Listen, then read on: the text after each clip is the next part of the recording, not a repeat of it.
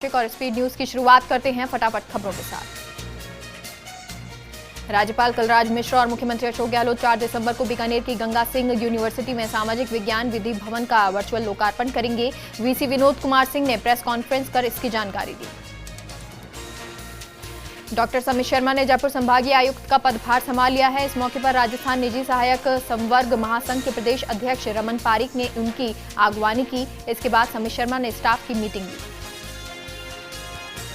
Jaipur waste police ने 12 नवंबर को हुई डेयरी संचालक की हत्या का खुलासा कर दिया है। हत्या के आरोप में मृतक के भाई को मध्य प्रदेश से गिरफ्तार किया है। पुलिस के मुताबिक शराब पीने से रोकने पर दोनों भाइयों में झगड़ा हुआ था। कोटा के उत्तर नगर निगम के वार्डों में बीजेपी के पार्षदों ने नगर निगम प्रशासन पर सफाई कार्य में भेदभाव का आरोप लगाया है। निगम प्रशासन ने कांग्रेस पार्षदों के वार्ड में पर्याप्त संख्या में भी ज्यादा सफाई कर्मी और संसाधन लगाए हैं, लेकिन बीजेपी पार्षदों के वार्डों में सुविधाएं कम दी जा रही हैं। पाली में अतिरिक्त जिला कलेक्टर ने बांगड़ अस्पताल के कोविड वार्ड और ऑटो ऑक्सीजन प्लांट का निरीक्षण किया। इस दौरान एडीएम ने अस्पताल की व्यवस्थाओं का जायजा लिया और कोविड-19 के मरीजों को दी जाने वाली सुविधाओं को लेकर आवश्यक दिशा निर्देश दिए। सुजानगढ़ में डांसर संजय ढाका अपने आवास से बाल मेले में वर्चुअल तरीके से लाइव हिस्सा लिया। इस दौरान डांसर ढाका ने छोटे छोटे बच्चों के साथ डांस के टिप्स शेयर किए। बच्चों ने भी ढाका से कई सवाल किए।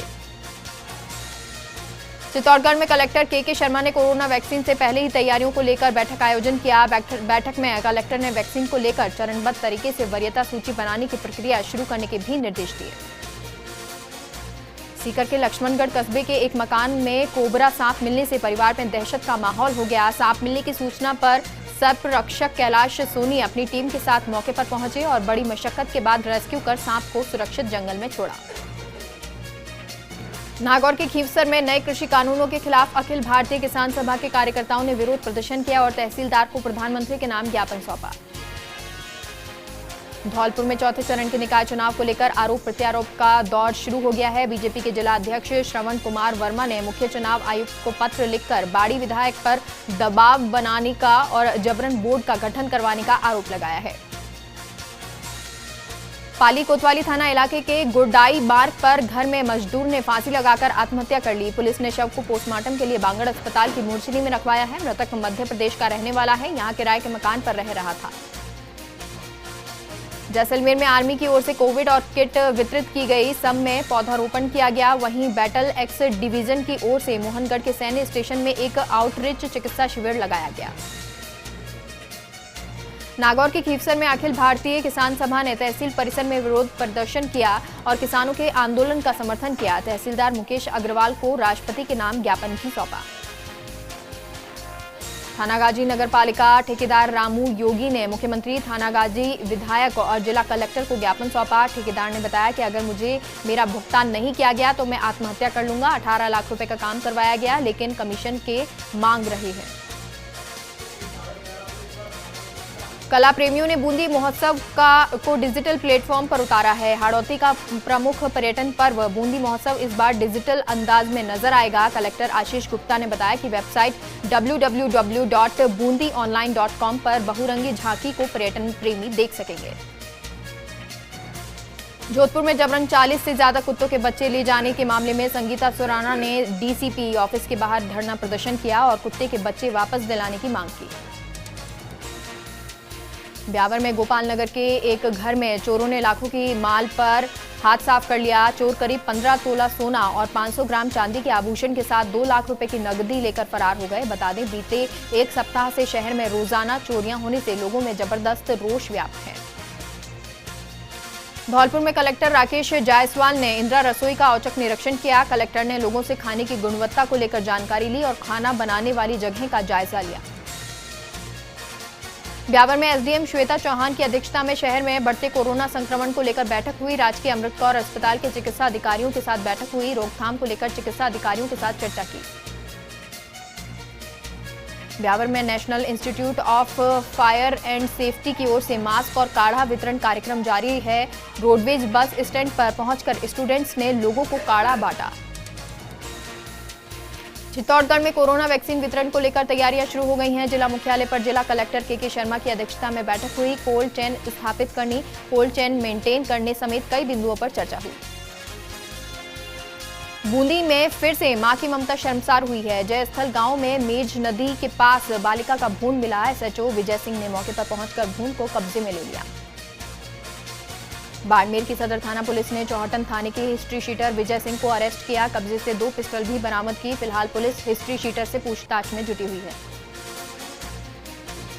अजमेर के मसूदा में राजू ठाकुर का बाडिया निवासी युवक ने फांसी के फंदे पर झूलकर जान दे दी। पुलिस ने पोस्टमार्टम करवाकर शव परिजनों को सुपुर्द कर दिया। बताया जा रहा है कि मृतक कभी कभी शराब का सेवन करता था। नागौर शहर में कोरोना की दूसरी लहर प्रशासन के लिए चुनौती बनती नजर आ रही है। जेएलएन अस्पताल के पीएमओ समेत 4 सीनियर डॉक्टर भी कोरोना की चपेट में आ गए। वहीं जिले में अब तक 76 लोग कोरोना की वजह से जान गंवा चुके हैं। कोरोना जागरूकता रैली का भी आयोजन हुआ। मसूदा में राजकीय अस्पताल में सरेआम कोरोना गाइडलाइन की धज्जियां उड़ती दिखी। वहीं मौसमी बीमारी के चलते मरीजों की संख्या में बढ़ोतरी हुई है।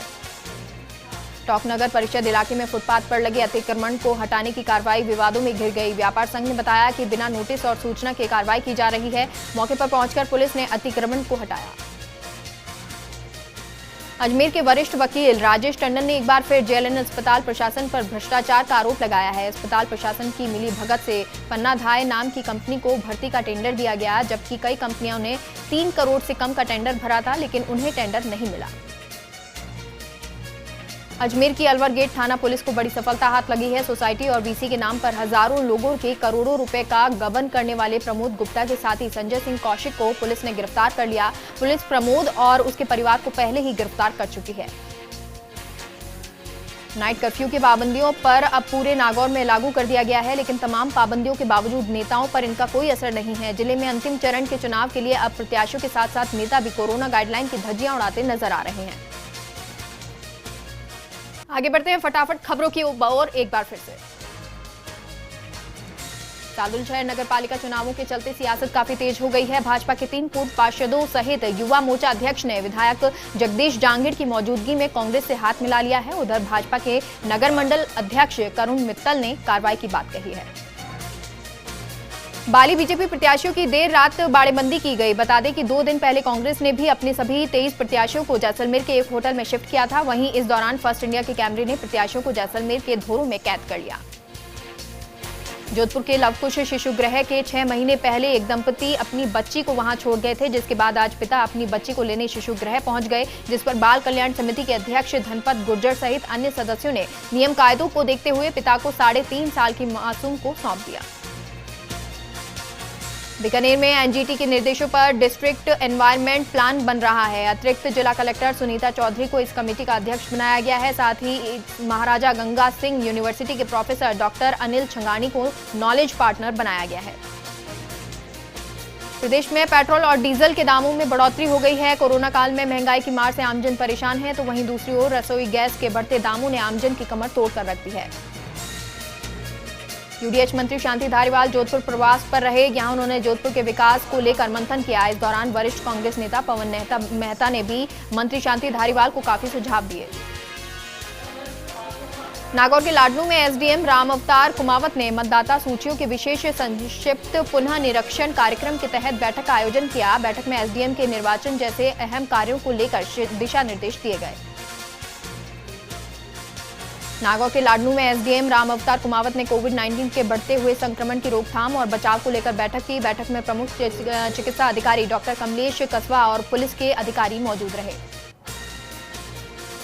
नागौर के लाडनू में बिना अनुमति शादी विवाह का आयोजन करने पर पुलिस ने 5,000 रुपए का चालान काटा। सीआई मुकुट बिहारी मीणा ने बताया कि हनुमान राम ने 30 नवंबर को शादी समारोह की अनुमति नहीं ली, जिसके बाद ये कार्रवाई की गई। धम्बोला कस्बे में लक्ष्मी नारायण मंदिर में अन्नकूट महोत्सव आयोजित हुआ। संस्थान अध्यक्ष गुणवंत पांड्या ने बताया कि अन्नकूट को कई व्यंजनों से भोग के लिए सजाया गया। पहले अन्नकूट आरती की गई, फिर प्रसाद बांटा गया। डूंगरपुर के धम्बोला थाने के गुदावाड़ा गांव में एक खेत में कटी पड़ी मक्का अनाज फसल में आग लग गई, जिसमें 55 क्विंटल मक्का अनाज जलकर राख हो गया। ग्रामीणों ने बड़ी मशक्कत के बाद आग पर काबू पाया। नागौर के मेरता सिटी के पालनपुर रोड पर ट्रोला और बाइक में भिड़ंत हो गई। बाइक सवार 2 लोगों की मौत हो गई। सूचना पर पहुंची पुलिस ने शव का पोस्टमार्टम करवाकर परिजनों को सुपुर्द कर दिया। बांसवाड़ा में पूर्व मंत्री धन सिंह रावत ने बीजेपी में वापसी के बाद पार्टी कार्यालय में प्रेस वार्ता की। पूर्व मंत्री ने कहा कि 2024 तक कोई भी चुनाव नहीं लड़ेगा और उनके तमाम साथी अपने घर वापस आ चुके हैं। बांसवाड़ा में पंचायती राज के चौथे चरण के मतदान के लिए प्रत्याशी रात में भी चुनाव प्रचार कर रहे हैं। कांग्रेस और बीजेपी के प्रत्याशियों ने प्रचार में पूरी ताकत झोंक दी है। सीकर के जनाना अस्पताल में डॉक्टर के दुर्व्यवहार करने पर प्रसव कराने आई महिला के परिजनों ने अस्पताल में हंगामा किया, जिसके बाद चिकित्सा प्रभारी अधिकारी ने समझाइश कर मामले को शांत करवाया।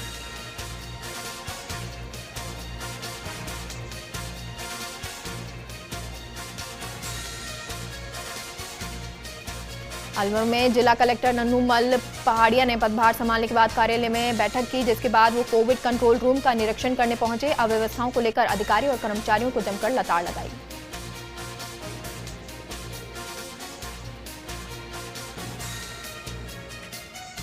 बांसवाड़ा में चुनाव के बाद कर्मचारी और चुनाव सामग्री लेकर लौट रही बस को एक ट्रोले ने साइड से टक्कर मार दी। हालांकि हादसे में कोई घायल नहीं हुआ। मौके पर पहुंची पुलिस ने ट्रोले को जब्त कर लिया।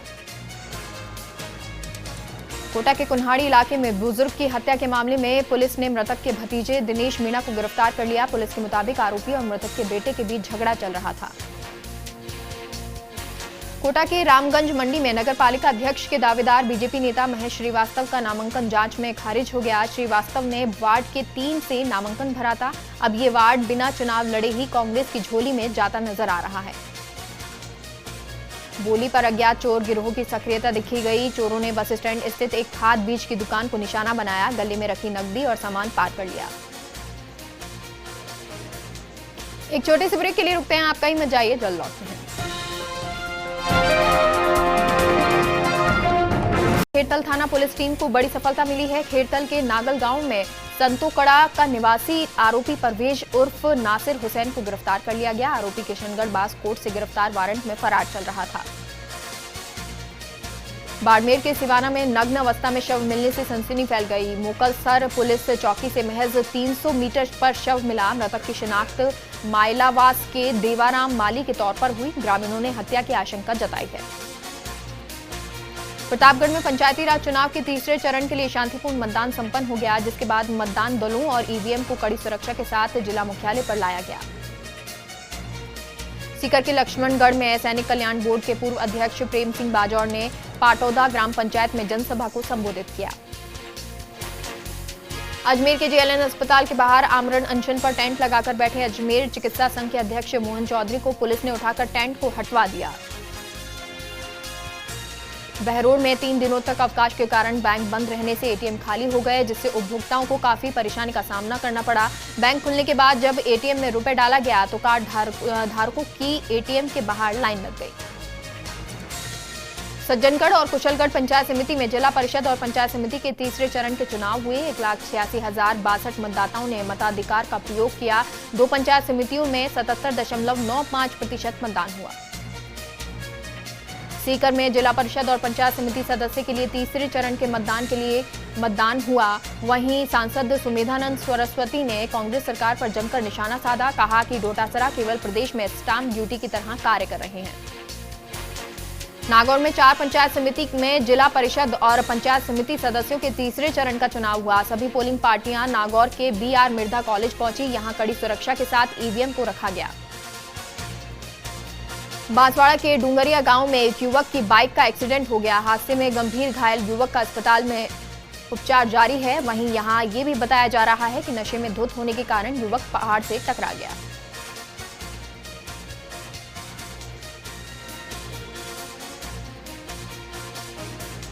मकराना में पंचायत राज चुनाव को लेकर सभी मतदान केंद्रों पर शांतिपूर्ण तरीके से मतदान हुआ। इस दौरान प्रशासन भी मुस्तैद रहा। बांसवाड़ा में तीसरे चरण का मतदान शांतिपूर्ण तरीके से संपन्न हुआ। कुशलगढ़ और सज्जनगढ़ पंचायत समिति में लगभग 75% वोटिंग हुई। अजीतगढ़ पंचायत समिति में तीसरे चरण के चुनाव छिटपुट घटनाओं को छोड़कर शांतिपूर्ण संपन्न हुए। दिव्यांग, बुजुर्ग और महिला मतदाताओं में खासा उत्साह देखने को मिला।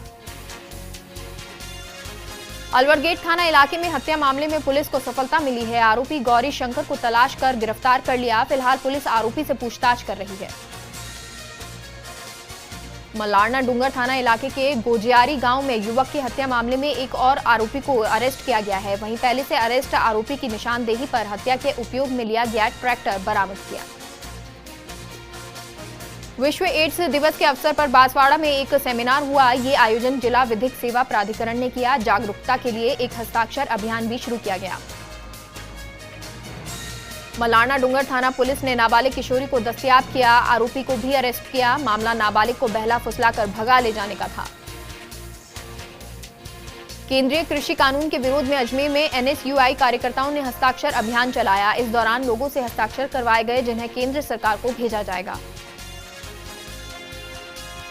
करौली में भी जिला कलेक्टर सिद्धार्थ सिहाग की अध्यक्षता में कोविड-19 वैक्सीनेशन की तैयारियों को लेकर बैठक हुई, जिसमें जिला के वैक्सीन की मात्रा का आकलन, वैक्सीन के रखरखाव और वैक्सीनेशन से पहले की तैयारियों को लेकर चर्चा की गई।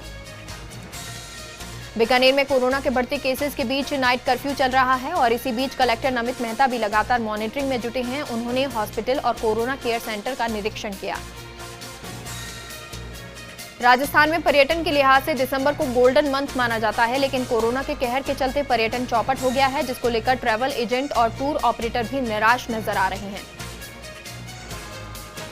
अगर आप घर में बोरवेल खुदवाना चाहते हैं तो अब आपको जिला प्रशासन से इजाजत नहीं लेने की जरूरत। राज्य सरकार की ओर से नोटिफिकेशन जारी होने के बाद जिला प्रशासन ने इस बारे में आदेश जारी किए।